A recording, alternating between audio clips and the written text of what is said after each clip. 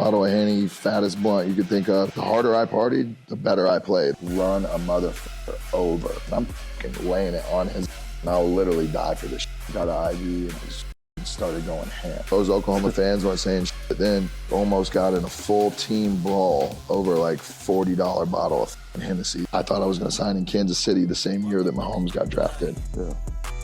Yeah, I'm really talking my shit like I'm really on God. Walk up in his light.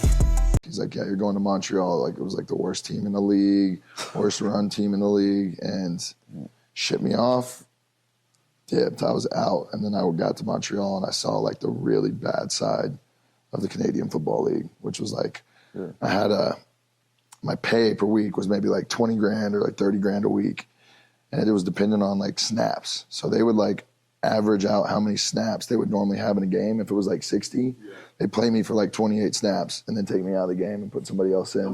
So they'd only have to pay me like $15,000 less. So they're literally like penny pinching throughout the entire league. So like, I had no idea what was going on at first when I was there, and I was like competitive and wanted to play and like trying to figure this shit out. Trying to get back. Yeah, just trying to play, man. I needed reps. 100%. Right? 2 years out of the league, living in LA, running around the Hollywood Hills, and especially at quarterback, bro. I needed reps, and like I wasn't getting them in Hamilton really because we had Jeremiah Masoli, who was bad. He was cold. He was at Oregon and Ole Miss. He was nice as So I saw that like dirty side of the CFL, and then they have your rights. So when you sign in Canada, they own you for 2 years. So then the AFL was coming, and the XFL was coming, and all these other leagues were coming back in the States. So I was like, I got to get the out of here. Keep the dollar to the dollar, because you lose half that when you come over from Canada, right? I'm getting taxed 50% and then losing 27% on the exchange rate. So when I got back to LA, I didn't make $1 playing in Canada. I'm already knowing. I spent it all at Shapery at the strip club and fucking. Who's the lucky girl that's a real? Dude, they don't have dollar bills there, so they have loonies and toonies, so they're coins. Just tossing beam. I don't remember how it really worked. I guess I just threw fives. Just getting cracked. That's wild. Double crack. Bro, that's insane. Toronto, though, so I immediately go to Drake because I love Drake. Biggest Drake fan on He's the GOAT, bro. And but draft day, he came out draft day 2014 for you. What was that moment like? Did you know? Did he already toss you it ahead of time? Like, I'm going to have you on the track? For 2012, like 13, 14 years for me and Drake were like different. Because when I first met him, I fly up to Toronto, hang for the whole weekend. And I thought this was like the pinnacle, the highlight of it, like what it was really. That's all it was. Amazing. I get to meet this dude. And when I went back to A&M, we would talk. He would just FaceTime me. We'd talk throughout the week, throughout practice, throughout the season. So I like started to develop. You know, he really treated me like a little brother and kind of like took me under his wing and was like trying to help me, you know, every time. And I didn't expect that for what it, you know, what originally was set out to be. So, you know, as the years went on and you get to 2014, I remember being with my old chick at the time. And it's like 4 a.m. and my phone's just blowing up. And of course, I'm scared as I'm like throwing, the phone's buzzing. I'm pressing the side of it and throwing it off into the corner. And then finally, I'm like, after like 8 FaceTimes in a row, I'm like, all right, I got to pick this up. And then him and Obi, his boy, are in the studio, and I remember them playing it for the first time, and I'm like half asleep, still scared. My girl's sitting there looking at me like, Wait, on the edge of the bed? Answer it right now. Who is it? I'm like, I was walking the other room. I mean, 100%. She didn't let me slide for nothing. Hell no. And I just remember hearing the beat for the first time. And then obviously Andrew Wiggins was in it too as well. So like, you know, as cool as it gets, man, I got to walk out of Radio City Music Hall to my own song playing from Drake. It's not like, that's great. It's just like, what the are we even talking about? What simulation is this, bro? Yeah, we've been saying it all week. It's just not even real. I mean, it's when you get to a point where you do some things like, you know, you get to see a lot of stuff. You've seen a lot of stuff. You played for the Raiders. I mean, there's a different life out there. And for me being from a small town in Texas, it doesn't feel like real life. And that's why I am so appreciative of the life that I live and where I'm at, because, you know, for a long time I looked at it in a negative mindset and a negative viewpoint because I didn't turn out to be a Hall of Famer in the NFL. Which at the end of the day, you know, I think I got to accomplish almost every dream and a football aspect that I ever had for myself in life. Yeah. So, you know, to the majority of people in the majority of the world, it looks like failure. But, you know, as a person that's hard on themselves, you know, when your mindset shifts and you look at it a different way from a different perspective, it's not failure.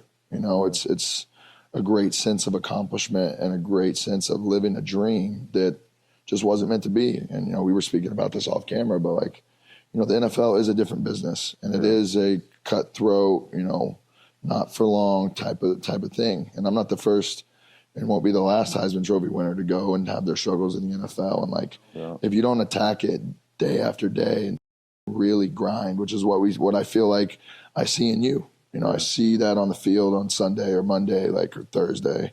You know, like I see it. And, you know, the guys that you see around the league that are doing that, it's noticeable. And then the guys that aren't doing that is also very noticeable in a different right. Yeah, no, that's really, I feel like people don't understand, you know, from the outside perspective, not only the work ethic and that comes with it. You were obviously with Joe Thomas, some of the best players in the league. Obviously, y'all had your struggles, but you had some great players over there. Like what it really takes to do it every single year and keep climbing. And, you know, it's funny because when I was in college, you know, me and him, like all of us, like we were, you know, locked in on college football. And, you know, I watched guys like Randy Gregory in Nebraska and like, I'm like, I want to be like that. You know what I mean? Like dudes like that, those are the guys I looked up to. And I know him being a quarterback, you look up to the Johnny Manziels, the Bakers, guys like that. So like, you know, it's funny, just kind of pivot a little bit. You know, your confidence like on the field, you know, is everybody got to see it. You know, you were 100% yourself out there. And I talk about it all the time. Like it's the most free feeling when you're at the top of your game and you just go out there and you're balling. Like there's no other feeling. Can't chase that in any other way of life. Like where did you get that confidence from, and where do you think that that switch flipped for you when you were in college? You know, I was lucky. We were talking about this a minute ago, but Cliff Kingsbury was a guy who like rode for me so hard, even before the Heisman season. Like that spring, I was last on the depth chart. I had no confidence. I didn't have confidence in the ability to like throw the football the way I needed to. And like in practice, for me, what the best part of my game was being elusive and making people miss and running. Like you can't do that in practice. Like you as a DN, you crybaby defensive players, like they're like that's fucking wild. That's fucking wild. I'll let it go. But yeah, keep you going. Know what I'm talking about. All right, get the out. Interview's done. Yeah, we'll let it go. Get the fuck. Cool. You know, you got that. You're coming around the edge, and of course you beat the tackle, and you're like, oh yeah, you're sitting there like this in practice, like hell yeah. So whenever we got into a game, like, you know, it was a different story. And like, you know, Kingsbury was a guy who, even going through the lowest points, even struggling, like he saw something in me that was like, he had more confidence in me than I had in me. Yeah. And that's any coach or any like, you know, person in your life that believes in your vision and what you're doing and what you can be, you need to have by your side. And it's like really true. That's a like, fact. It's such a fact to the point of like, I didn't believe in myself, but he did. And he kept going back and making sure that I was going to get an opportunity to shine. And then as our relationship developed throughout that season, it was just like a perfect mesh. Yeah. I mean, I see you guys right now with like the coach you guys have here on the Raiders. Yeah. Like, you know, stood on the table and we're like, listen, some things are going to get really out of hand if he's not here, because he makes us tick. He makes us whole and can bring us to where we want to go. Yeah. So there's something to be said about having a mentor, having somebody that believes in you wholeheartedly. Yeah. No, I totally agree. That was Rob Marinelli for me. Yeah. I mean, after my second season, bro, mentally, I was like, every single day, I was like, am I not going to be able to do this like how I want to? Every day. But his level of confidence he had in me was like out of this world. And that is all I needed. Like, every day having him, I don't even know what it would feel like or look like if I didn't have that dude in my corner, especially in that time. Like, you're going to have ups and downs all the time. Yeah, that's something that people don't talk about a lot, because the people in the NFL with the ego and everything that people have, they don't talk about the point that you get to. And mostly everybody has had this, where you question yourself and don't know if you're good enough to continue doing this. It's not for most guys, it's not just a rookie year all the way to 10 years and just like smooth sailing. Yeah. Like, it usually doesn't happen that way. And no, it's fact. everybody gets their confidence trashed. Everybody gets down in the dumps. Like, it's a part of life. It's a way of life, you know, a natural thing that happens. So to have somebody like that gets you over that hump, that's what I feel like I didn't have in Cleveland. It was like, I kept getting beat down. And when it got to the point, I was just like, this, man. Yeah. You need someone to pull you out, bro. You do. And I was lucky to have Josh McCown, my second year when I was there, who was a vet. He was, couldn't have been better. Like, I don't give a what anybody has to say about him as a football player, an NFL, nothing. Talk about salt of the earth and a guy who, like, man, really clicked and made an impact on my life for sure. It just, Cleveland's tough, man. It was a tough time to be playing for that team, and I think anybody that was on those teams would say the same thing. It was a weird vibe. Yeah. What do you think, like, was the biggest factor in Cleveland that you struggle with, like the front office or the social media, or like just a mixture? I mean, more than anything, it was a point of self-destruction. Like, it was all internal. Like, as weird as the organization was at that point in time, like, my struggles were not directly related to them. Did it all play into a perfect storm and a mixture to where it went the way it did? Sure. We have ticket sales next to our coaches' offices, so we're going over meetings for a game, and they're ringing a bell selling season tickets outside. Like, you walk by, and you're, like, taking pictures with people who are, like, marketing people in the building. Like, football is football. Yeah. Business on the other side and what you do is completely related. Yeah. And if you need to get the guys on the football side to deal with them, you do it in the proper time and a proper place. Yeah. It doesn't all go together. So that's one thing at the time that was, like, just backwards. And if you haven't been to an organization that's run the right way, how do you know any better? Facts. Like, you really don't. Like, this is what I thought was the norm. Did you go anywhere after? I should know this, but did you go anywhere after Cleveland as far as NFL goes? No workouts? People bring you in? Yeah, I went and had a really good relationship with Sean Payton, but it was towards the end of Breeze's career, and I think it was more of like this isn't kind of going to work out. I really thought it was going to, and then funny story I haven't told very many people is I thought I was going to sign in Kansas City the same year that Mahomes got drafted. So I think if they wouldn't have taken a quarterback, which thank God they did, I mean, I think I could have ended up there. Andy Reid has a really, really good long history of being able to help people, and like he saw something in me as well. So I took a couple like meetings there and flew up to Kansas City and kicked the tires on it, and it ended up not working out. But like I think I had two really good opportunities and situations, and it just wasn't meant to be. Like, it took me a while. Like, I really thought I was going to get back. Like, I really had this drive and this mindset that things were going to work out. But like, the way my NFL career ended was just such a like coming to Vegas instead of being there for the last game of the season, putting a wig on, going to the Hakkasan, like, and then me on top of that trying to like hide it and like act like I was in Cleveland, but I'm at MGM is just like so bold and like egotistical. It's crazy to think that I was going to get away with that. And I remember this dude, I'm playing blackjack and high limit, and I like go, and my hat's all the way down, like fucking like this, dude. The wig's not even like on yet. At this point, I haven't decided to get the wig yet. So I'm like sitting there like this, and I even look up to just like this much, and I see this guy, and we make eye contact barely. And the second that happened, he pulls his phone out right away, and I'm like, Did you debate on almost like offering to pay him really quick to delete the picture? No, at that point in time, I would have been too cheap. Like, I was living like a college kid in Cleveland, where I just like knew better than to just hand me $1 million. So just like, hey, I made it like a stipend, pretty much is what I did. So like the same thing that we got in college, it was like $700 a month. I just made it like $15K a month instead, and like I lived like a college kid. Yeah. Whose idea was that for the whole Vegas trip? Was that you, and you're just like, fuck Man, that was just like the end of the end in Cleveland for me, where like, I had a coach, Jimmy O'Neill, who was our defensive coach. Man, called me into his office one day as I'm walking by, and he's like, man, if you weren't such a and pulled your head out of your ass, we'd have a chance to win some games. And like, once this happened, I was like destroyed. Like, just like went straight home, went to my basement, bottle of Henny, fattest blunt you could think of, and just like played Future all day and just sat and played pool. And like, I wanted nothing to do with football, nothing to do with this team. And I get a concussion week 16 versus Kansas City. And so I'm out week 17.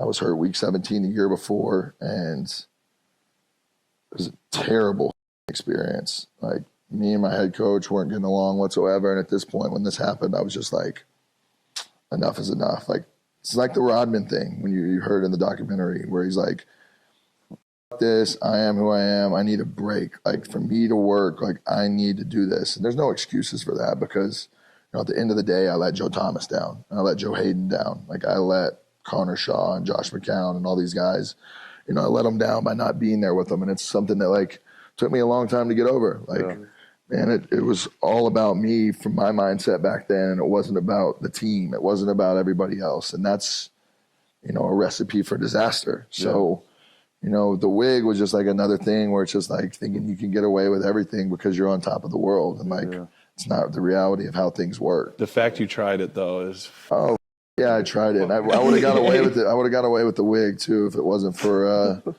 host. Those rotten kids. And I paid with my credit card, so they got me. I should have paid cash. Yeah. You talked about you played with Joe Thomas, Joe Hayden. What was your relationship like with Joe Thomas being on the opposite side of the ball? And you know, he's a vet and one of the best to ever do it in this game. And I think he's easily one of the best to ever do it in the game. And like, you know, I wouldn't say we have much of a relationship. Like, if I saw him or like something, I would say hello to him, and he would be like, you know, treat me the way he always has, which is, you know, when I got in the building, he really tried to make an effort to like get me to come to some of these O-line parties and like do some of this stuff for Halloween. And I was just like good on it, like good on everything. I didn't immerse myself in the team. Like I just, you know, went back to my condo and just smoked. I just played FIFA and like, just like, You escaped, bro. yeah, I was, you know, you guys know how it is in the building and stuff. And like, I wasn't ready for that grind like that at that time. 21, 22, like I didn't know, even though how many people had told me like, this is your job. This is what it is. Here's the schedule for 5 different teams in the NFL. Go look at it. Same shit. I'm like, yeah, of course I got, you know, but when it happens and you get into it and you have the OTAs, and as a rookie, you have OTAs, rookie symposium. And then the meetings. 2-3 weeks break, rookie meetings, and then like 2 weeks break, and then you're straight back into a training camp. And then like, you know, I've said this before and I've got for it, but like I just felt like I never got a break from the NCAA like investigation to the next season to the training for the draft and like hoping and praying to get drafted in the first round. When in reality, I put too much pressure on myself for getting drafted in the first round. Like, you know, a quarterback under 6 foot, getting drafted in the first, like wanting to go to, you know, saying I'm going to the draft because I have to feel like in my life I need that to be successful. Like I have to get drafted in the first. I have to be at the draft. When in reality, that, man. Yeah. Like for real. Like I would have rather gone and been on the ranch with my family and just chilling, no cameras, no nothing, and enjoyed it. And, you know, when I got to Cleveland and you have these guys like Joe Thomas and things, you know, I really only got close to Joe Hayden. And Joe and his wife, Moo, took me in. And if it wasn't for them, I would have been in Cleveland way before it actually happened. Like I don't even think I would have made it a year if it wasn't for them. And, you know, they never judged. They never did anything. They tried to help steer me in the right direction. They hung out with me, but like I was on one, like consistently. Like what I thought made me so great at A&M was the party too. So like I thought you know, the harder I partied, the better I played on Saturday. Like an edge. Yeah, there was you go win a Heisman as a freshman for the first person ever, and like my weeks were just like benders. Yeah, and then going and balling on Saturday. So I really truly thought that I was like this special, different kind of human that was just gonna get away with this forever, and then you know it catches up to you. Yeah, no, bro, that's so crazy you say that because obviously you know my history. Everybody knows my history, but like. When I was in college, bro, I legitimately felt like that. Like, I didn't drink before games and shit like that. But, like, my runs, like, that was what I looked forward to more than anything. Like, we would get done, we'd play at Ball State, or the, you know how the MAC is. Win or lose, we booze, you know? Win or lose, we booze. Like, I would hit my boy up, like, bro, we're going to be back at this time. Get this and that. And, like, that's what I look forward to more than anything. Like, even when I was young, like, freshman year, sophomore year, like, before workouts, it would be out till 3 a.m. partying it up and be up at 6 a.m. training. And I'll be out there smiling, laughing, having best time ever. Best time ever. And like that for me, I legitimately in my head, I remember specifically being on the field. I'm like, this is the greatest thing ever. Like, I'll be able to do this. I'm different than everybody. Like, that's how crazy, like how lost I was, like at that point. But I could totally relate to that, bro. Yeah, bro, we had a system. Sounds like you did as well. It was a like full system, bro. Thursday nights, burn it down to the ground. Friday mornings, our walkthrough. I'm the only in the walkthrough that's like dead sprint.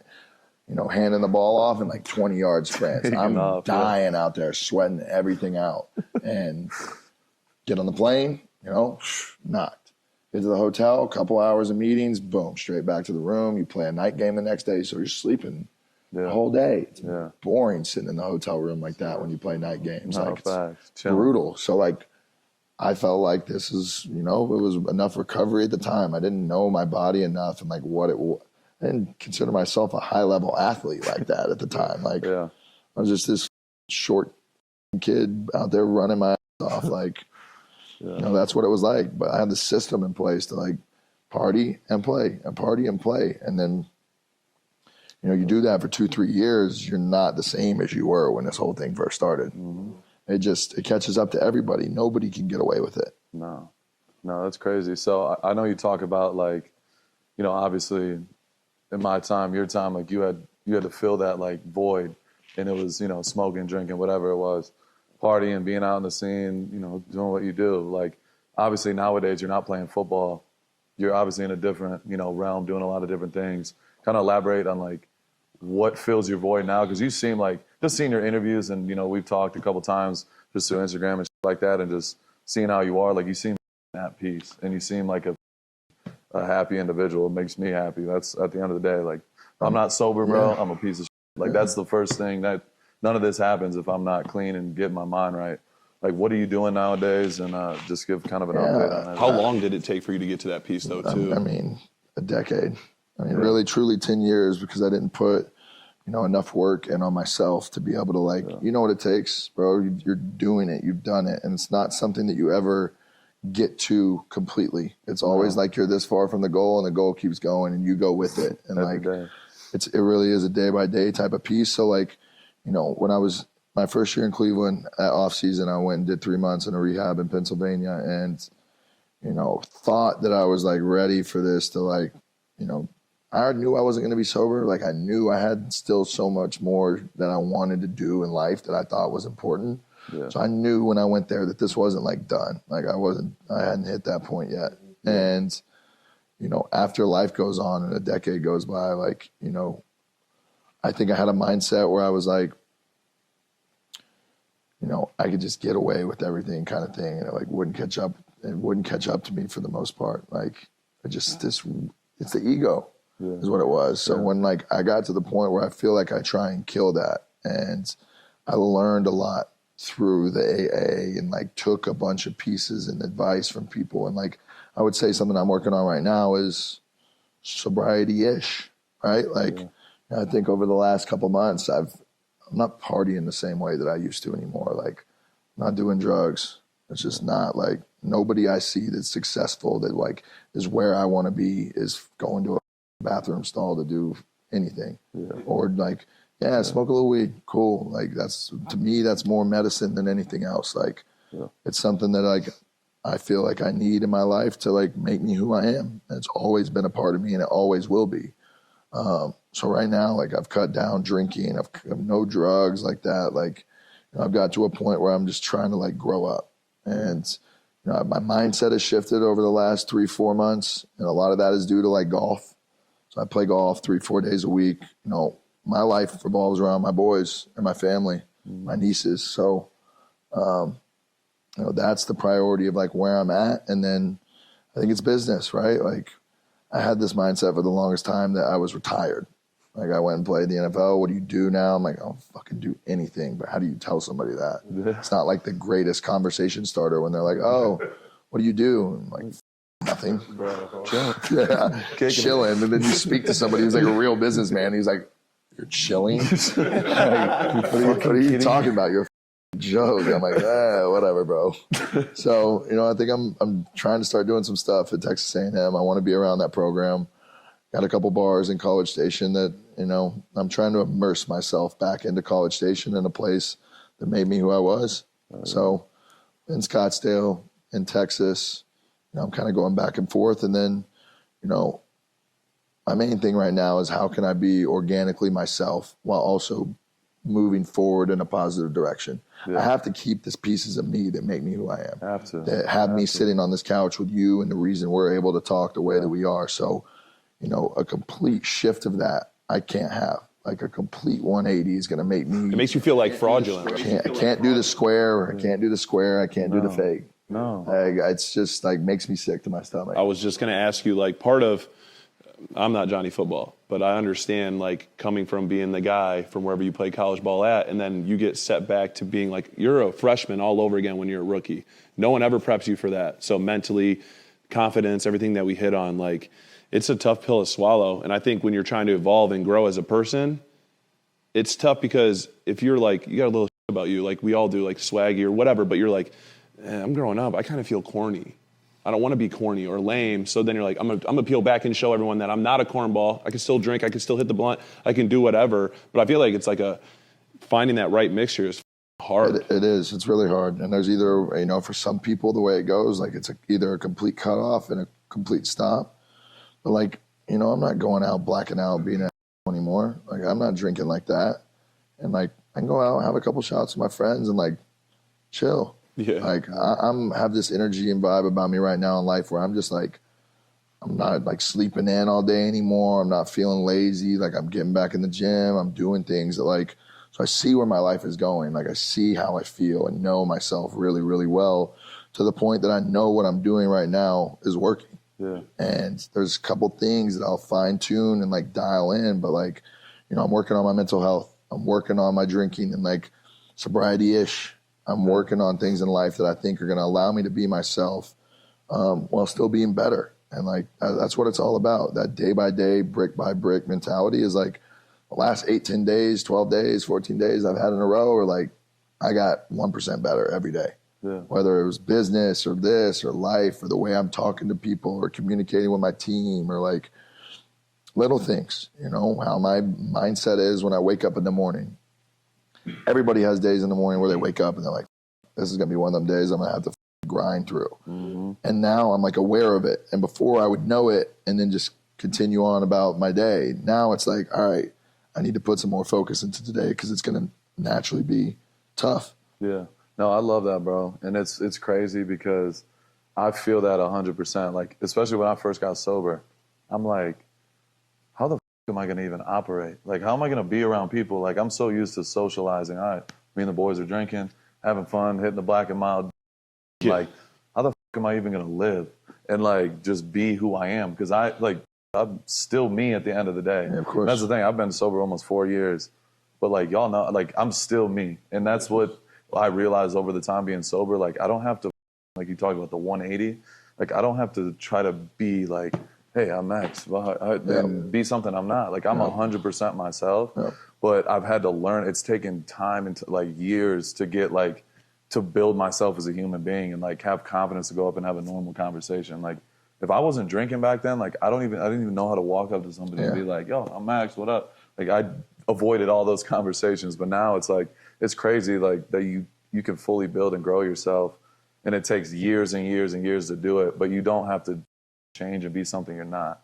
Like, and I think that's super important because I think when people think about like cleaning up your life, and I love that you're real about it, you're like, yeah, I'm not 100% sober. I still have a couple drinks and do my shit. I know it's going to come to that. Yeah. I know one day, like, I'm going to be like, look myself in the mirror and be like, you done yet? Yeah. And like, that'll come. And right now, I'm like, when I say I'm dialing it in, like, I know that when that goes, it's going to go all the way off. It's just like turning the music down. Like, it's just slowly getting to where there's no decibels anymore. And I'm cool with that. I knew that a long time ago. And there was a fear of mine sitting in that rehab years ago where I'm like, I really got to live the rest of my life like this. Sober. That's the first thought, bro. Yeah, and it's a terrifying thing. But like, there's a lot of great lessons in AA. There's a lot of great lessons in recovery and this and that like are truly little small things that may sound cliche or like be a little square or whatever it is, but like it's all meaningful. And like the little details of your life and what you don't think really truly matters does. Yeah. How did your family and everybody take it? Because I remember this day, I was in the XFL. We were talking about that. But, like, I was standing in my locker getting ready to run out to practice, and this dude texts me, like, a page, like, I'm going into rehab, like, I have to, blah, blah, blah.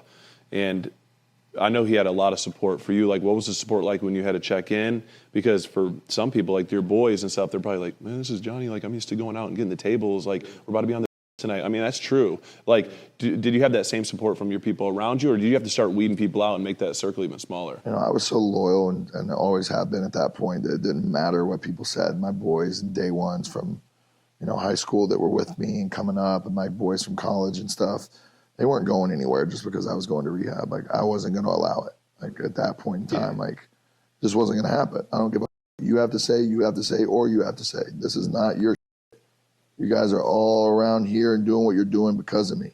I know you're trying to help, but I'm at the point right now where I'm 22 years old and I don't see what's really happening. I don't see the opportunity. I'm like blinded and filled with to where I can't see all the good going around outside of, like, you know, my direct vision. And it was like, you know, I had support. You know, my family was there. Like, they came and visited me. We did a whole, you know, week-long thing that where they come up and when you, like, work on your trauma and you work on your stuff. And, like, you know, a lot of the recovery stuff is about identifying and finding kind of what went wrong and what you felt like, you know, where you were harmed in life or things you didn't know were making you react in certain kind of ways. And, like, as a kid, you don't necessarily, like, know. You see what's going on around you, but you don't know the meaning behind it, kind of thing. So, like, things with family and this and that. So, like, the support system, family, all that was amazing. But at the end of the day, it comes down to you. And, like, when I got out of the league, everybody tried to save me. You know, I had everybody from, like, you know, Chris Herron, any single guy in recovery from across the world just trying to reach out. And I'm just double birds to everybody. And that's like, all right, you have to let this kid go and you have to let him do what he wants and just pray that he makes it through. And, like, that's what it is. Like, until you're ready to change, until you want to make the steps and to make yourself better, it's not going to happen. Like, nobody can want it for you. And that's what they all used to say back in the day. We can't do this for you, or we would. Yeah. That's how much we care. We would. Yeah. That line you just said where you're not going to change unless you want to, right? You said it's been a decade for you to find your peace, your happiness. Was there, like, one defining moment where you're like, I'm sick of living like this, and it was the proponent to your change? Man, to be honest, I started doing this ketamine therapy. Really? And it's really, like, you know, the way I've been, you know, it's been described to me as, you know, repairing of the brain, like rewiring my brain to a way where I'm going to therapy and this stuff. And, like, it's been a real game changer for my mental to bring me to peace. And, like, I think it's been, like, you know, there was a couple little things that were, like, lingering around in my life that I, like, truly wasn't over. You know, I was not over the situation in Cleveland. I had hate in my heart. I was just mad. You know, mad at myself, mad at them, mad at everybody. And when I finally got to the point where, like, I let that go, like, I remember going on Instagram when they lost 16 games and, like, trolling the shit out of them, bro. Like, trolling so hard. I was Jump in so that lake, happy. Hugh. And what a shallow way to be happy about somebody else's, like, downfall. Hell yeah, Right? yeah. Why would you ever want that? Like, I didn't like the people who wished that upon me. Yeah. So why am I giving that same kind of energy back to the world? And, like, I think when I finally just, like, let things go from, like, anger or, like, emotional type of, you know, standpoint, I started to get more free. And then from there, another step was just, like, rigorous honesty, man.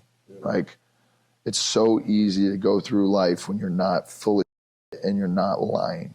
And, like, what comes out of my mouth is what I truly believe. My opinion may differ from yours, or you may take my words and take them out of context or something, or maybe that's the way you see them. Everybody interprets words in different ways or meaning. Like, that's why you have your tone behind it, or, like, gestures or whatever it is. There's a bunch of things that go into one. So, like, you know, all these things have kind of pieced together. And I got to a really good place a couple years ago, and golf was, like, keeping me going, but it was still, like, kind of like the football thing again, where it was party all night, wake up, hit the golf course, and then the golf course in Arizona is a party. So it's like, you know, now it's just a constant bender kind of thing. And then I went through a lull the last 2 years where, I haven't been myself. I got into a bad relationship and like shifted all my focus from myself to this. And when that happens, you're going to naturally deteriorate a little bit. So, finally I cut that off and got a chance to just like, I'm going to be selfish about my health, myself, and my brain. Like, man, it's no fun being in your head with all these thoughts ping-ponging around every day. And if a lot of them are, negative. So I'm in a positive, uplifting place. I want to give off a good aura about myself that's like suffocating in a way of just like, yo, I like your vibe. That's what I want to give off. Like, I want to be polite. I want to be nice. I want to treat people the way that I would want to be treated. And all this sounds cliche, but it's very simple. I'm not reinventing the wheel here. Yeah. And a lot of like the things that we do to try and be better in life are that. They're simple if you allow them to be. Yeah, 100%. So what's like the biggest spot in your life now that you want to, like, goal-wise? Is there a tangible goal that you want other than just pure happiness? I mean, that's been the goal. Like what I've told people, like, that's what I'm chasing. But like that comes in a lot of different ways. So like it's business, it's family, it's like, friends. Yeah, of course. So like, I think it's just like, as a whole, continue to take this day by day approach and like, yeah, have goals, but like those are something that like you focus on. I'm taking my vision from like out here to like dead straight down the center. And if anything doesn't align with that line and it's on this or this side, it's just gone. Yeah. And like I'm working on that. People are going to find out that are around my life right now that like this is for real and this is different. And you either come correctly and proper about it, or I'm going to get on your. And that's not because I'm rude. It's not because of anything like this. You are jeopardizing my ability to be the person that I want to be in life. And if you come in the way of where I want to go now, I'm going to stomp you. And that's not like in a physical way. It's in a way where I'm going to be very nice and you're cut. Yeah. Right? I mean, you ain't going to get the text back. You're not going to get the same, like, I've been too nice out here for a long time. And I've been ran over and backed up and ran over and backed up. And it's like, I'm not coming out for blood, but I'm going to defend what's mine and come for what I think I deserve. Yeah. I love that, bro. I was just going to say, I'm like, everybody in a place of, playing NFL, a high level of success goes through that. I mean, the last 2 years I've dealt with, more things with my friends, family, some of my closest people around me, like having to look myself in the mirror and be like, why am I allowing bad energy around me all the time? And I think that's honestly the biggest thing in my life that's made a change this past year, was being like, this is my boundary. I'm not trying to over anybody. I'm not trying to go out for blood, like you said, but this is what I'm doing. And if you're not aligned or you don't understand, that's perfectly fine, but I'm going this way. This is what I'm chasing. I'm doing this every day. And I'm the most loving dude. Y'all, like, I'll go out of my way and give you the shirt off my back. Same way. But like, if you come in out of nowhere and you're expecting out of me 24/7, or can bring in negative energy and just like not fully understanding what I have to go through, and people won't understand you. Mm-hmm. They never will. But it just having that level of respect, I think, is the most important thing, and creating real boundaries. I think that's the biggest part of my journey as well. Just like, this is it. It's black and white. There's no gray area. This is what I'm doing, and like, we're gonna be boys. We're gonna work together. We're gonna do our like. This is what I expect from you. I'm gonna come with this. You're gonna see that every day. But I need y'all to be fully aligned with what I'm doing, and I think that's super important, bro. Just for your mental, like, because there's so many people want to be boys with Johnny Manziel or have some type of, influence in his life, but are all of them genuine? Absolutely not. And it goes both ways. And it's, I don't care who you are. You're not going to have 1,000 like really genuine people around you. No, like, and right now, I think I'm building like I keep calling it a spider web, but like I'm creating a spider web of great people who I know are solid from tip of the country anywhere around the world. Like, if I think you're vetted in a sense where I know who you are to your core, and like I know you have good intentions, I know you don't do shady business, like I know that you treat people the right way. I see how you act to a waiter. I see how you act to a bathroom attendant. Like, I see everything because people have been looking at me for so long, and I have to have my guard up. So like, I see how you treat people, and if you treat that waiter or that waitress like, you ain't coming back to dinner with me. And it's just like it's just real. Like, I treat everybody the same way. from the CEO to the janitor. And that's what people say all the time. Like, I got love for people. I'm a people person. Like, anybody that sees me, anybody that sees this, if you come up to Johnny Manziel and you come with the right energy and the right way and you have a nice person-to-person conversation, we're going to have a great time. You come up talking some and I'm going to change really quick for a brief period of time. And it's not a threat, right? It's not like it's not like, you know, most people look at this and they hear that and they're like, oh, what are you going to fight? It's like, I ain't fighting. I ain't fighting nobody. What do I got to do? This ain't the UFC, bro. Like, I'm just going to roast you and I'm going to go on about my day. And then you can take that with as you please. So, you know, it's all love. I say that to everybody. Much love, all love. Like, these are words that I use that I truly feel. Like, it really is. I'm just matching the energy that you give me. 100%. I feel that, especially the damage. Like, people don't understand, like, you're damaged, I'm damaged. Like, everybody that's been in that realm understands, like, when you have somebody, like, you'll give the shirt off your back and then you've been crossed a million times. You thought, and they'll take that shirt and they'll sell it. Exactly. So it'll be on eBay by the morning. Like, that hurts more than anything. It's not even about the money or nothing. It's about, like, you going out of your way to show genuine love and, like, care for somebody, and them just stab you in the back. Then it happens again and again, and then your guard is up all the time. And then you snap one time, they're like, he's a and be like, you have no clue the shit. You know, you have no idea. I was for a lot of years, man. I was so like this all the time that, like, I wasn't even able really to see. Like, I was blind then. And now I feel like I have more vision about life and, like, more vision about how I want to treat people and, like, the direction I'm going in life and the tangible goals that I have is better. Like, just better. Like, piece by piece. And, like, we'll look up in 10 years. If I put effort into my life for 10 years, I feel like I'm going to be on Mars. Like, feel like I'm destined for great things. Football was an amazing vessel to get me to this point right now where I'm at in life. And, like, at the end of the day, it's just a game. Like, as much as you love it and as much as like it makes you whole and who you are, it ain't that serious, man. It is because you want to win. So it's anything that you do in competition. Like, I treat golf the same way that I treated college football. Same way I played on Saturdays is the same way I do on the golf course right now. And, like, I don't know any other way. Right? That's just the way I'm ingrained. So, like, now it's being a competitor into life. Like, I'm not sitting up here being a preacher or anything or that. I'm saying my truth for what it is. And, like, it's better moving forward, better, you know, I'm creating the life that I want for myself. And like, it's another thing we were talking about earlier. You know, nobody's going to do it but you. And you can make life really simple on yourself, or you can make life really hard on yourself. And, like, there ain't no really gray area in that either. People think just because you're a great football player, like, that it's just going to equate off the field. Like, oh, he's a great football player, he's got to be a great dude. Or he's got to figure it out on the field, he's got to figure it out off the field. But it's like, no, bro. These are two we know great football players who are at their core. 100%. So what's the biggest blessing and curse you think the game of football brought you? I mean, the biggest blessing that I think I ever got is, like, just friendships that are just so. It's like, my relationship with Mike Evans means something to me that, like, is such a bond and, like, a brother forever. Like, watching him come from nothing and get a chance to walk across that same stage I did. I got drafted with 2 of my teammates in this first round. 3 of us went in the first round, which is players.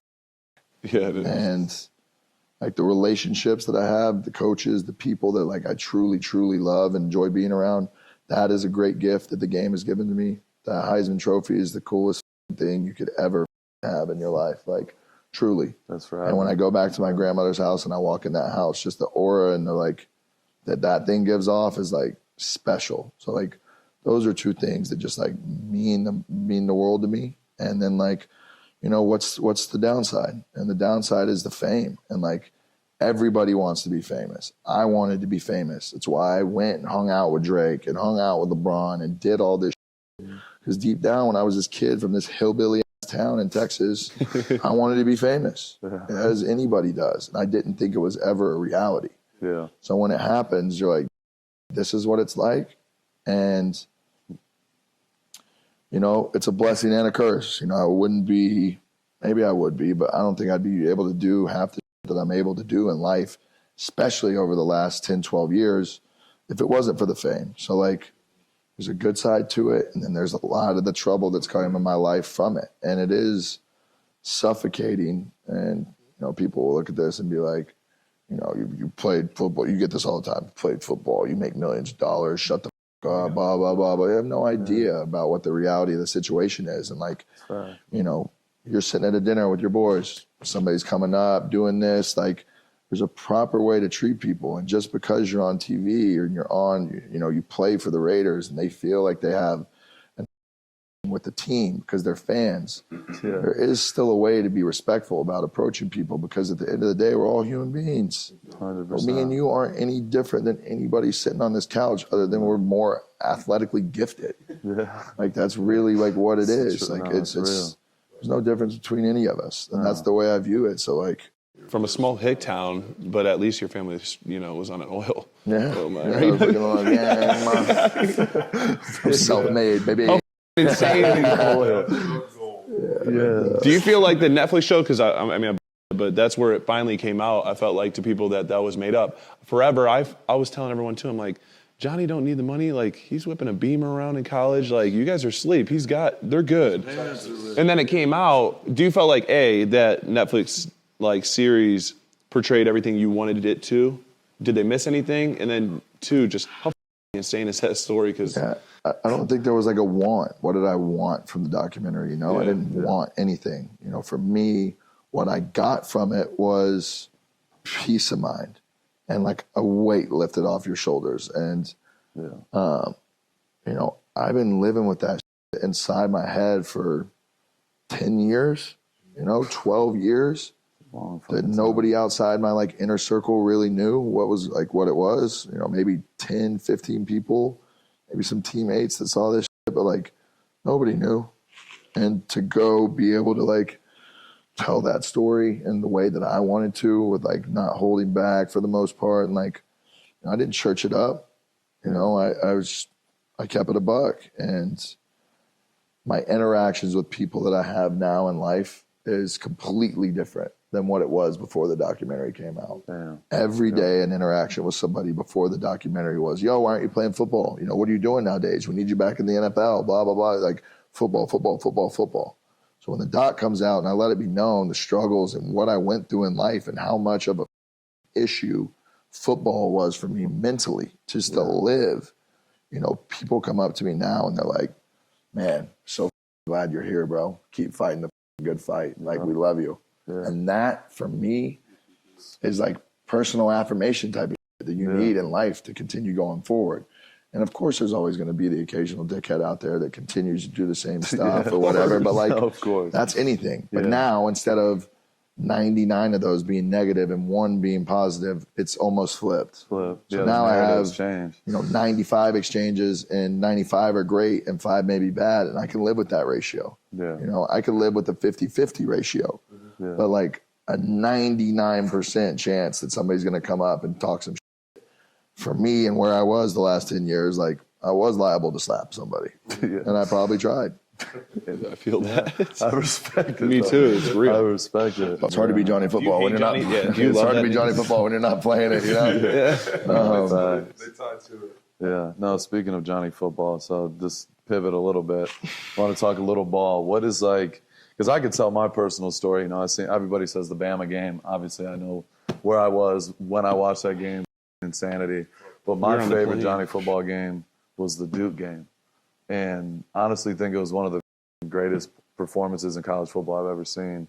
The way y'all came back and you led the charge was shit. He jumped out of the pile, bro. He was going nuts. He jumped out of the pile, bro. Bro, it's insanity. That was my favorite. What was your favorite game, or do you think like your best game in college? I think the year before, the Cotton Bowl versus Oklahoma was really dope for me. My redshirt year, we played at Norman. It was like 30 degrees. It was, for me, that's just freezing. And I'm a red shirt. Freezing. Our benches are really close to like their first row, and they were so bad. They were so rude. Such a terrible, Christian Michael, one of our running backs, tears his ACL in the game, and C. Mike tears his ACL, and everybody behind us is cheering, biggest dickhead fan base in the world. That's and like, fuck. it's just like one of those things you'll never forget for the rest of your life. Like where you were, the feeling you had. And like, I'm not playing. I have no, chance to even, change the outcome of this game whatsoever. Yeah. So you fast forward to 2012, exactly like a year later, can a freshman win the Heisman? Okay, it happens. Cool. All right, now these reports are coming out that I'm not practicing enough and I'm not doing this and that. And like, so we play Oklahoma in the Cotton Bowl. They're coming from Norman down. We're coming from College Station up, and we meet in Cowboy Stadium, which was like the only place I ever wanted to play a game. Like I really could have been done with my football career after that game. Like, I would have been completely cool with it, bro. Could have walked out of Jerry World and just been like, I'm retiring. They'll be like, from college football? Done. And I'm it. Breaking news. I'm take my Heisman. I'm not going to play anymore. I'm fucking done. You guys have fun. And like looking back on it, like, might have worked out better. It might have, bro. It might have. So like that game, going in there, like rushing for 225 and like just absolutely on that Oklahoma team that had been like, they weren't talking that day. No, those Oklahoma fans weren't saying then. That they were cheering for our boy getting hurt the year before. And they didn't say they were headed to the exits in the third quarter. Start the bus. Start it. Barbecue. So I mean, between that game and then the Duke game was such a weird vibe, man. And it's because of me. It's my fault. Like I was the leader of this team with the Heisman Trophy and like with the we're coming back for a natty this 2013 year. Like we play Bama the third game of the year. It's number 1 versus number 4. Like I know we're good enough to go win a national championship, but like I'm not present. I'm this famous floating, partying, making money from these autographs and like with all of the things that like I was doing that people look at, I'm signing autographs. This is a cool story. The real life version of it, what's going on in the locker room is like deterioration of like, I know Mike Evans looks at me like it will never forget how I was that first year, leading by example and doing the right shit for the most part. Yeah. And then the next year where it's just like not that way whatsoever. Yeah. And from that, 14 weeks in a college football season, you get to that bowl game. By the end of that season, when you have national championship aspirations and you're 7-4 and going to play in the Chick-fil-A Bowl instead of the Orange Bowl or something, it was like a clash. There was a clashing point. So like our walkthroughs before the game, oh fuck, I don't even told the story.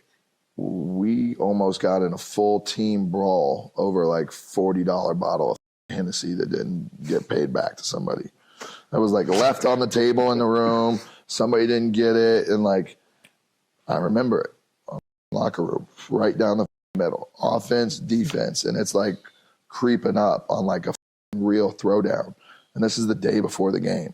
Damn. So, we get into that game against Duke, and like the first half, I think we're down like 20. We're down a lot. Like they score every drive.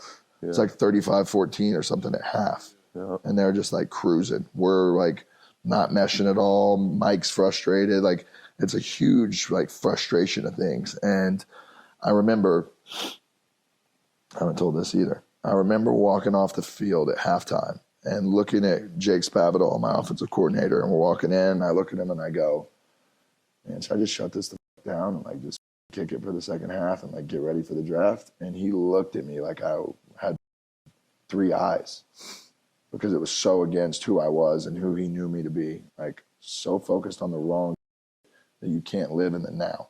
You can't live in this moment and what you have in front of you. You're so forward thinking because you're selfish, right?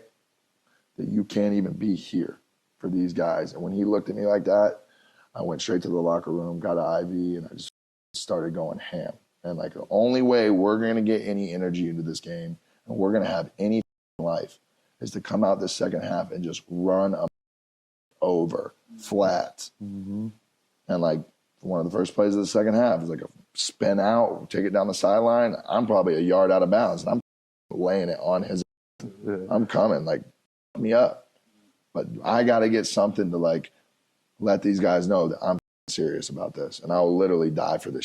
Like, whatever it takes to win this game. And like, luckily we did. And, you know, the energy that you see in the second half of that game for me is like pure as you're ever going to get. And probably one of my purest moments of my life, just because I was able to like identify what we needed. And like the way my coach, you know, looks at me, starts that whole like snowball of greatness.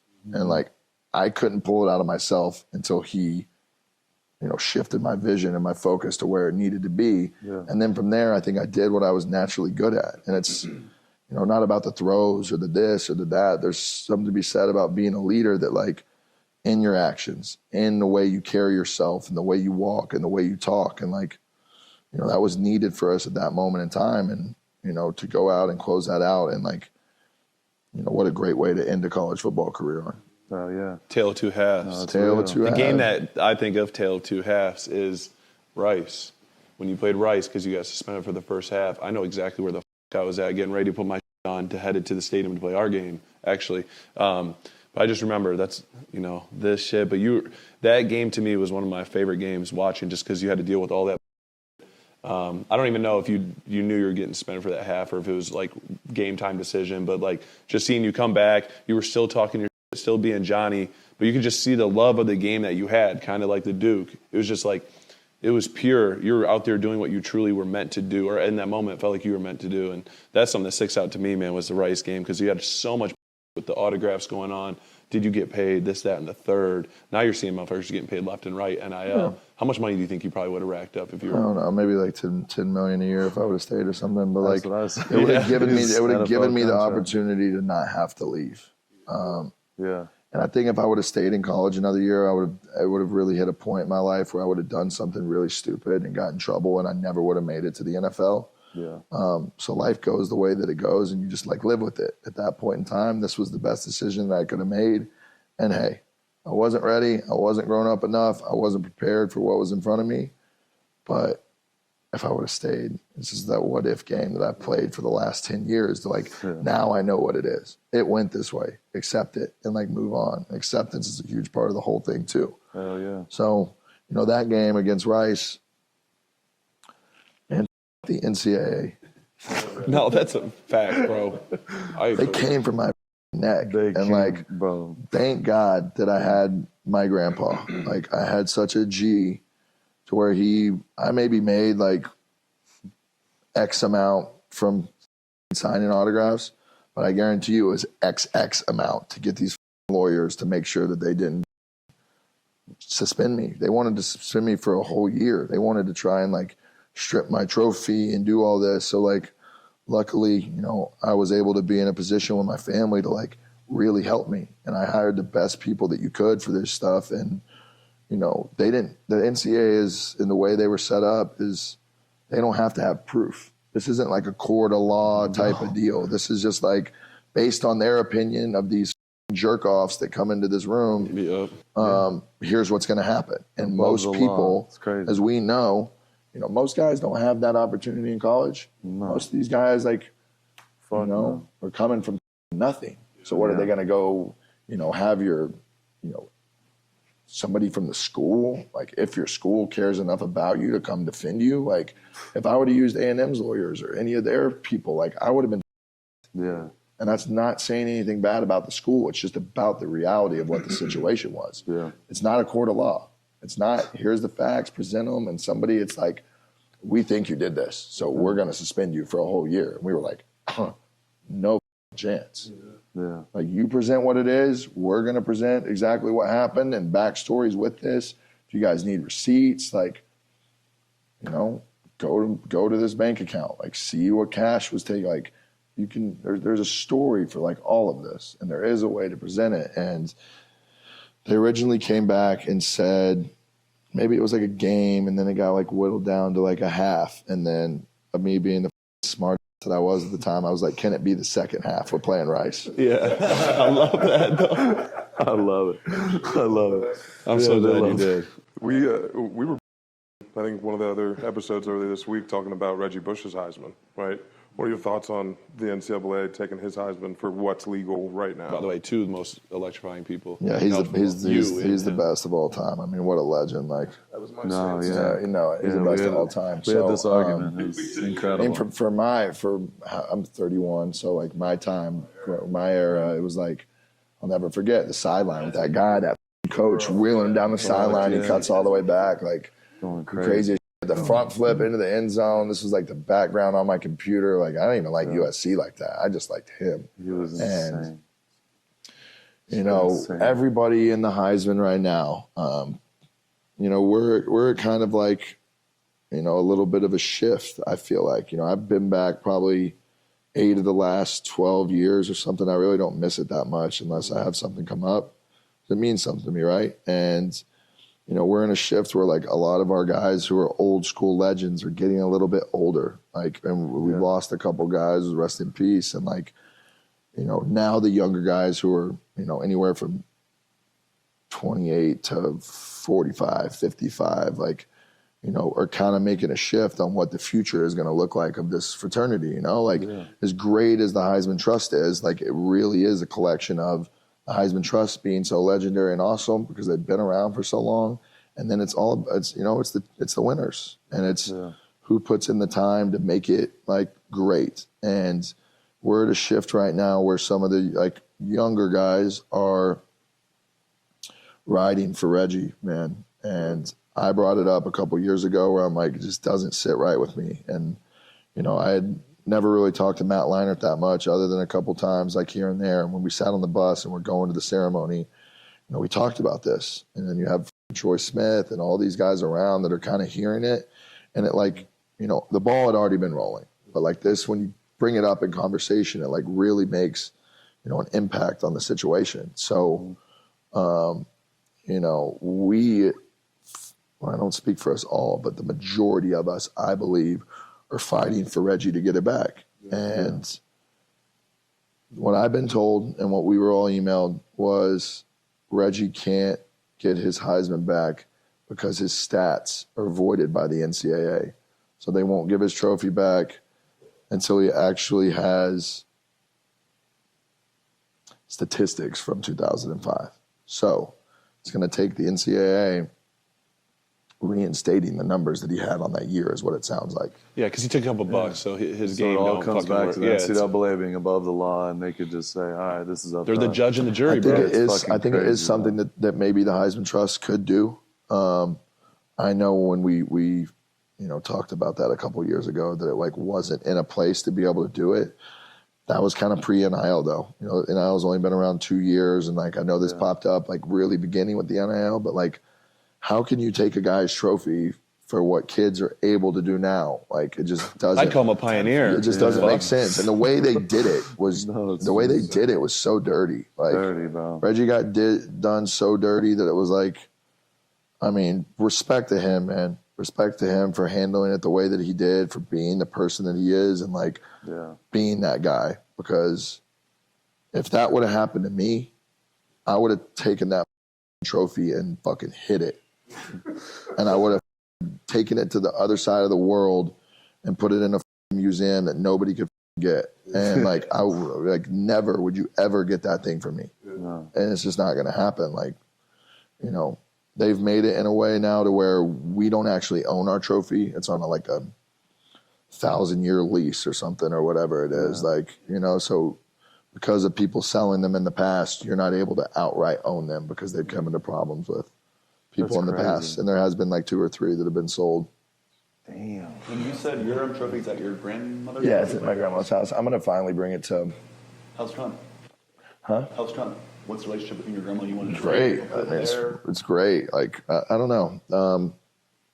We have 2 Heisman Trophy winners from my hometown in Tyler, me and Earl Campbell. Oh, so I felt like it would be really bad for the small town in East Texas to have 2 of the trophies sitting in that town. Yes. That's fucking He's been a great family friend forever. Eats at my grandpa's restaurant all the time. And like, I just thought that was dope. Like this is where it belongs. When I won the Heisman, I brought like 25 family members, and like we turned that deep. Fuck with that. Still to this day, we walk back and they're like, your family that year was bad. and like, you know, Fucking right. I'll get a chance to like bring them back and do it again. So family's getting older, and like, you know, people aren't going to be able to do that forever, and I want to have that experience again. But like, you know, it's not just a me thing, right? Yeah. It's always a we, never me, is the way I look at it now. And like, I don't win that trophy without my grandpa throwing a football down the hallway with me, putting me on to like Big 12 games back in the day. I don't play college football.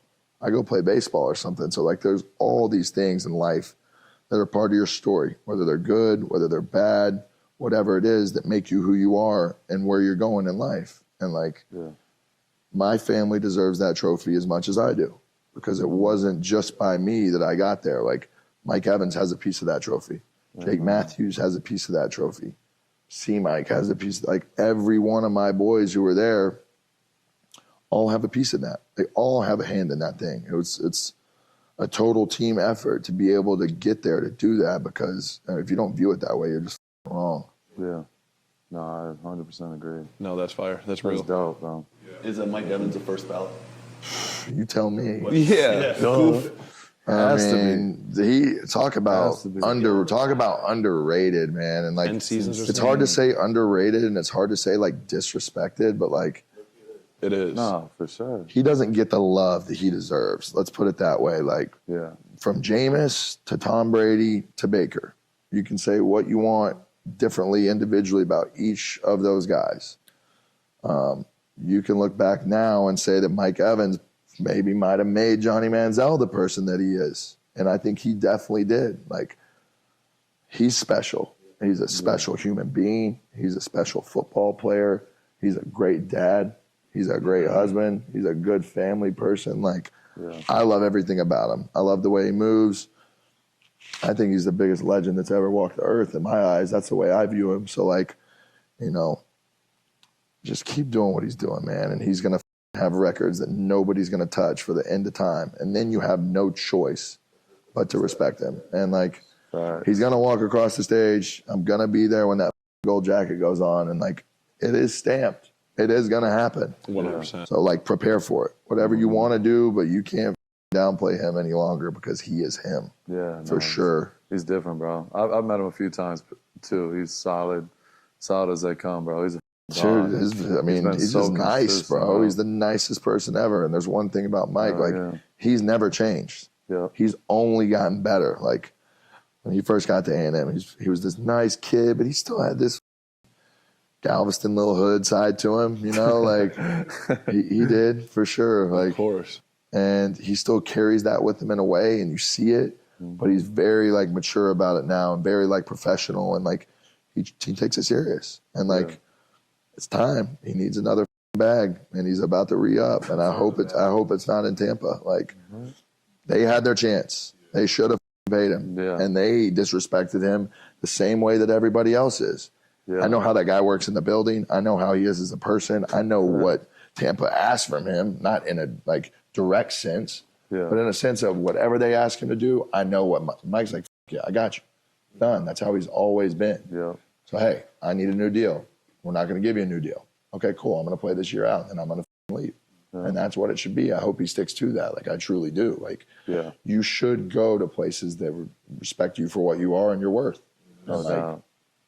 You know, we live in a day and age now where, like, especially in the NFL, like, other can bounce around. You can go, like, you want out, you can get out, because nobody wants an unhappy employee like that. So, I think I would love to see him in Houston. Bro, what? Him and CJ? And I know he lives there in the off season. I would love to see him in Houston. They could definitely use a receiver like that. That would be disgusting. That'd be baller. That receiver with those young, you got Tank Dell, you got Nico Collins. Baller. And they can afford him. 100%. They have a lot of money, bro. You got a rookie quarterback on that deal. You can pay him, bro. Rookie of the year. Rookie of the year, baby. That should be crazy.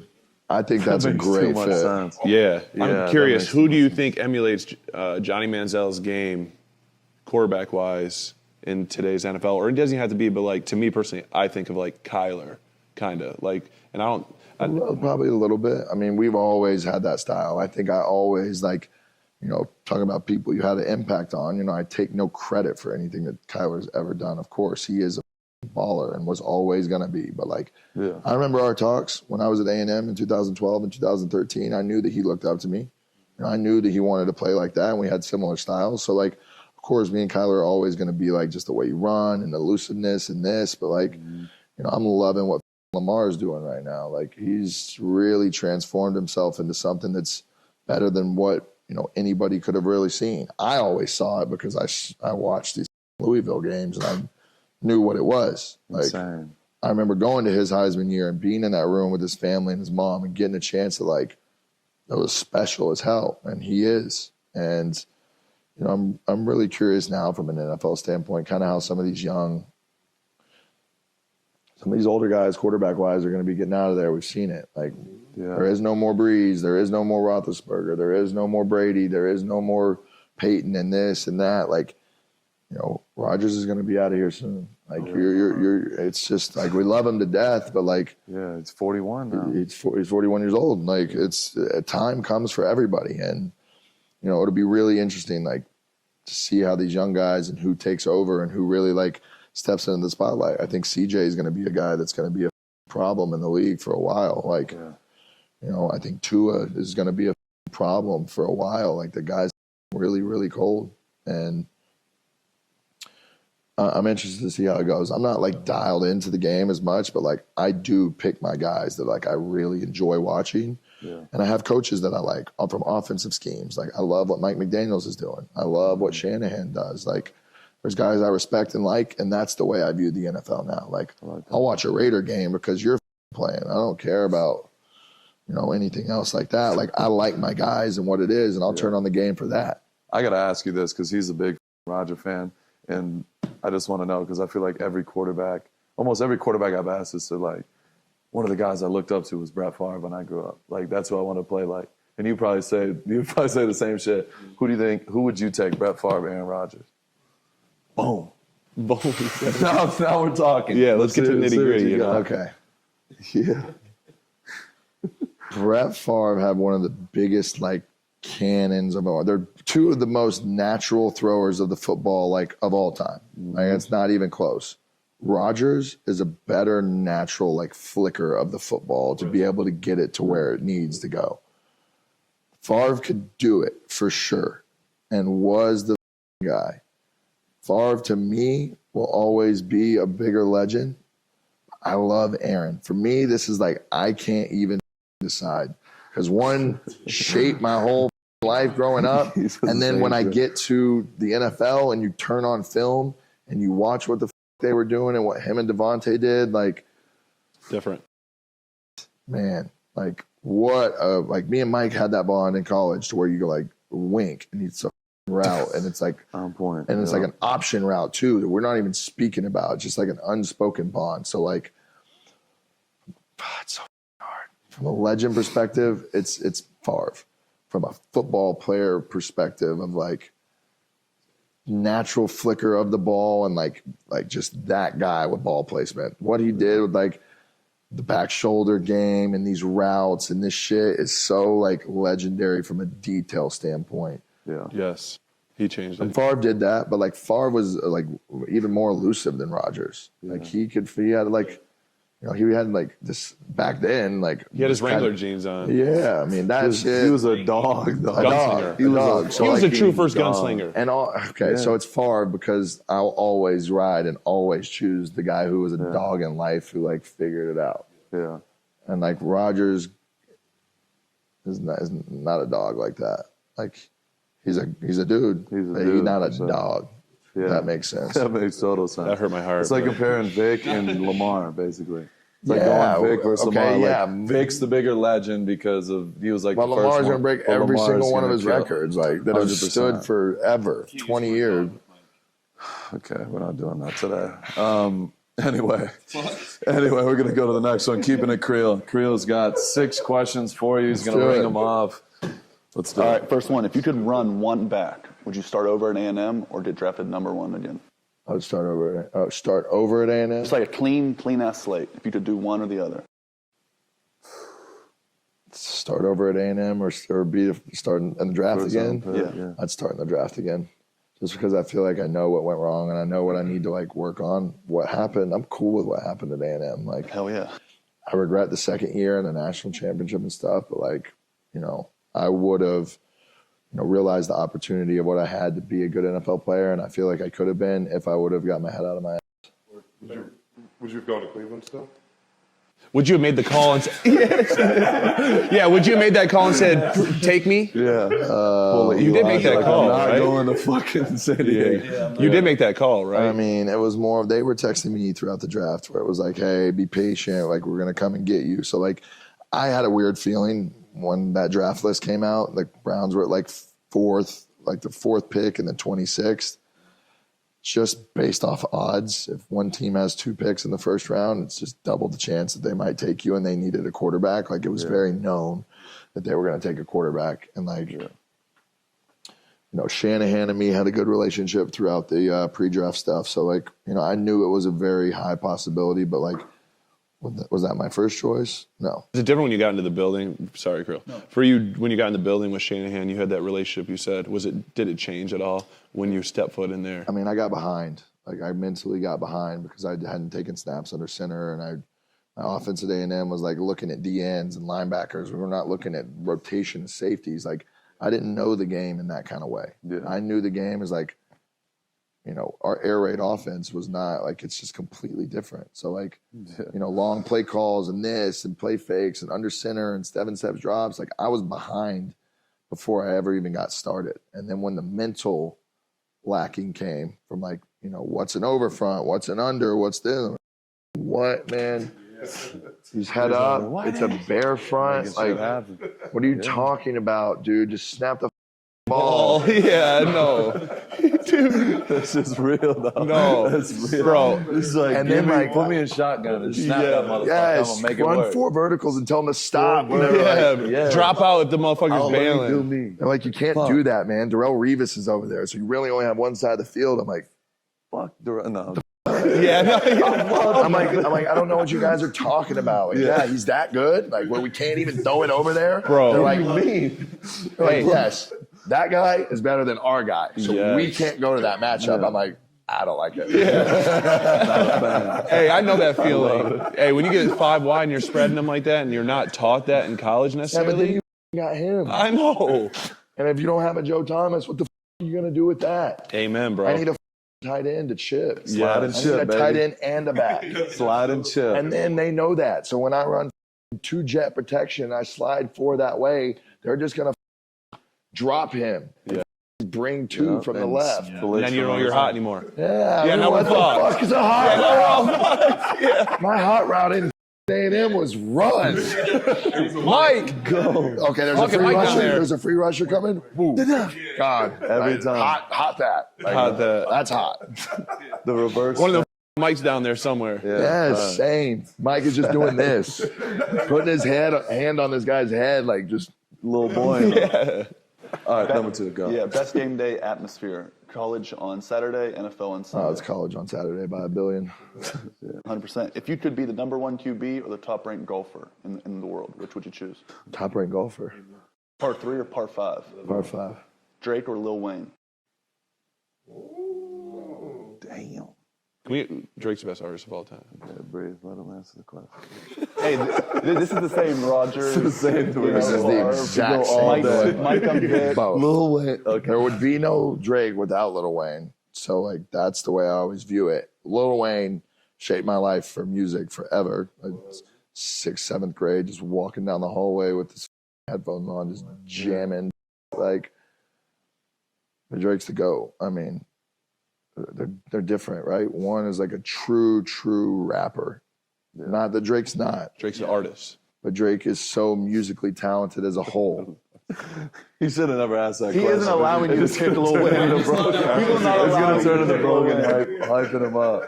So your actual answer was Oh, Lil I Wayne. mean, yeah, I mean, I guess.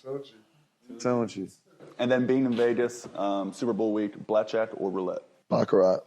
I figured that was coming. Bro, I've never played. Baccarat. I'm a roulette kind And of why guy. do you like that over the other 2? The Get odds? to touch the cards. I think the odds are a little bit better. I've been playing blackjack for, since I turned 21.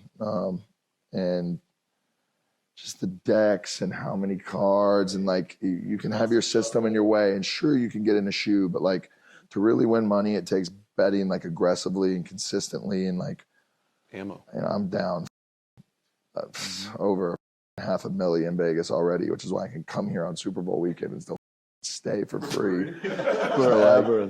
Come on now, And that's Johnny. like the blackjack That's a is just swing. like so like it's a swinging Fucking game. crazy. Like gambling's all swing. So like baccarat, you know, I feel like I have more luck at it. I feel like there's a way to kind of read the flow of what the cards are, and like there ain't a flow when you're getting 15s and 16s showing to you all day, 13, 14, 15, 16 in face, and you're out. Like that just to me isn't any fun. Like I'd rather go headbutt that wall over there than do that shit.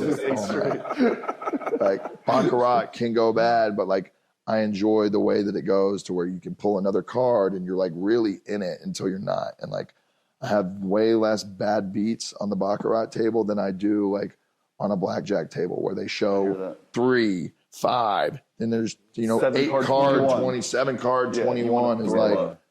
once again headbutt the wall. Like, I just can't do it anymore. And like I'll play roulette, but my stand of my roulette thing is probably like walking by a table and feeling it, and like putting my hand out and being like, it feels hot. It feels hot. That's red. Like I ain't betting on red. I'm only betting on black. And then like my roulette is like if I have chips that don't equal 1,000, it'd be like $900. Like to me, in my mind, that's like it's gonna sound bad, but because it's not $1,000 chip, it doesn't mean anything to me. It's just individual chips. Yeah. So I'm gonna go to the roulette table. I'm gonna put 500 on black. I'm gonna go find 4 numbers. Yeah.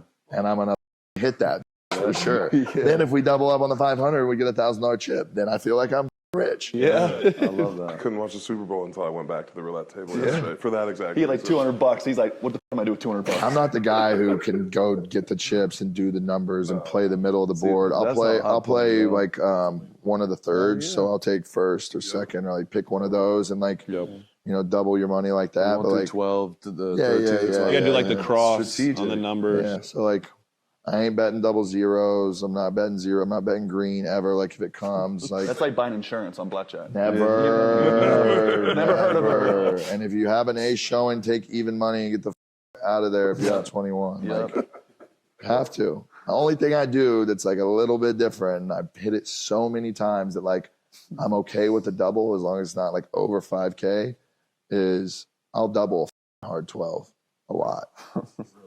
Interesting. Like depending on the feel and the flow of the table and how the shoe's going, man, that 8 and 9 for me pops a lot. And like, it's just the way I fucking play. Like, So you heard it here first. if I have Johnny's $1,000 down, I got a 12, and they have a 6 showing. Or no, not a 6, a 7 or 8. I won't really do it if it's a 19, 20, like if it's something like that, if it's a 9 or a face showing. But like, definitely if they're showing 7 or 8, and I have a 2, I'm gonna take one anyway.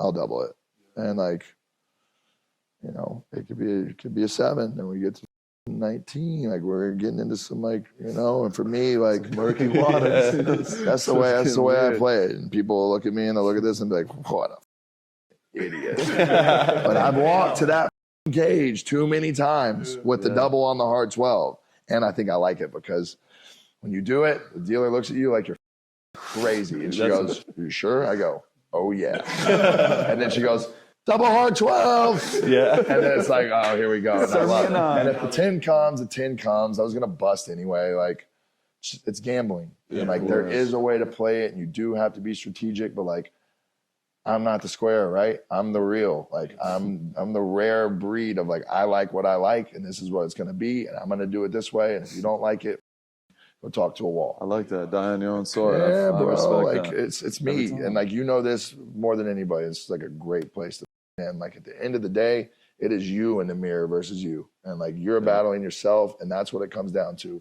All these boys that are here with you right now will hopefully always be with you till the end of time. Yeah. But there's going to be times where he's busy and he's gone, and this and all these things are happening. And when you're sitting there and you walk into your bedroom and you look in the mirror, like you only have you. Like you have your family and you have this, and they can do things for you, and they can help you, and they can make your life easier.